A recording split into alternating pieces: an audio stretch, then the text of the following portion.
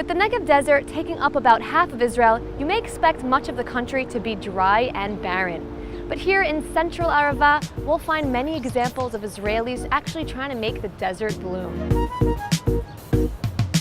The Arava extends from the Dead Sea to Israel's most southern city of Eilat and is divided into central and southern regions.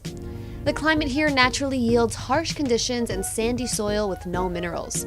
But in spite of all this, the central Arava manages to maintain 460 active farms, and most of the residents rely on farming for a living. So Israel is basically divided into two sections. We have the north, which is very fertile, easy to grow, and then we have the south, which is more harsh, arid conditions. But much of the desert is used for agricultural purposes, right? Yeah, well, actually, that's the miracle. Maybe in the most difficult place to grow agriculture, you've got a thriving agricultural community. Very little will grow here without human intervention, yet the central Arava produces more than 60% of Israel's fresh vegetables. The other countries should take notes on what's happening here in the desert.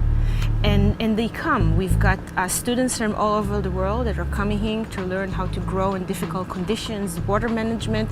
The Arava Research and Development Center hosts various scientific activities and provides support for the region's farmers, landscapers, and gardeners. But it all started with the first Jewish pioneers that settled here during the establishment of Israel.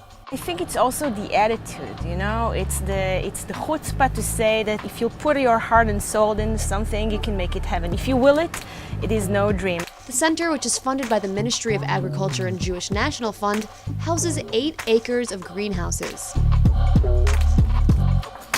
Wow, it's so nice in here. Yeah, it's pretty green and cool. Yeah. This is actually just the tip of the iceberg in terms of all the agriculture that we grow here in the Arava. So what do we have here? Sunflowers, melon, watermelon. Yeah. Now, these are all experiments on how to grow in these conditions. These are all part of experiments. For example, you can see here really nicely the drip irrigation that we implement here in the Arava. Some techniques of how to grow vertically, so you can maximize your use of land and space. The soil here in the greenhouse is not local Arava soil. Rather, it's brought in from other parts of the country.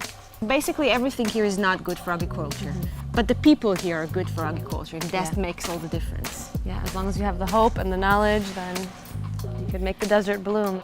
Interestingly enough, the fruits and veggies grown in the Arava are sweeter than usual. And that's because growth under stress makes many plants produce more sugar than average. This is sold in Israel? What is this? This is actually an ornamental squash that we grow here. Part of an experiment to see whether it can cope with the natural conditions of the region. This is a Gulliver spinach, as you can see. It's not your typical spinach. This is considered to be a superfood, kind of like kale. It's actually an experiment that we are now in the process of learning how to grow it. You can give it a taste. Yeah, I like it. It's kind of meaty and has a very refreshing taste. This has a thick texture. I feel like this would be good for stuffing it or rolling it up and making spinach. לגמרי. I tried it instead of cabbage, and it's not, you know, when the cabbage leaves, when you cook it, it becomes like... Yeah, it rips. Mushy, and then it tears up. The Visitor Center offers an interactive and unique way to get a better understanding of what the Arava is all about.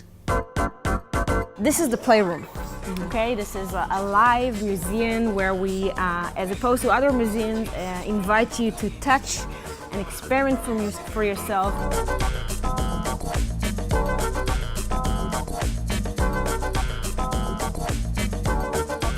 Ooh, look at that fly. That is not something I'd want to be on my fruit. Let's see how we fight the fruit fly in the Arava. Now you can change the topographic map. It will change as you shape it, and you can make it green. You can build your own stream, your own valley, your own reservoir. This is a glimpse to a family's life in the Arava. This is the Canaan family, one of the researchers who are working here at the Vidor Research and Development Center. Although the Arava's residents face many challenges, they're constantly researching and experimenting new ways in order to improve the desert lifestyle and to develop the region. You can't live here without having a passion to the region and without the understanding that you will need to reinvent yourself all the time.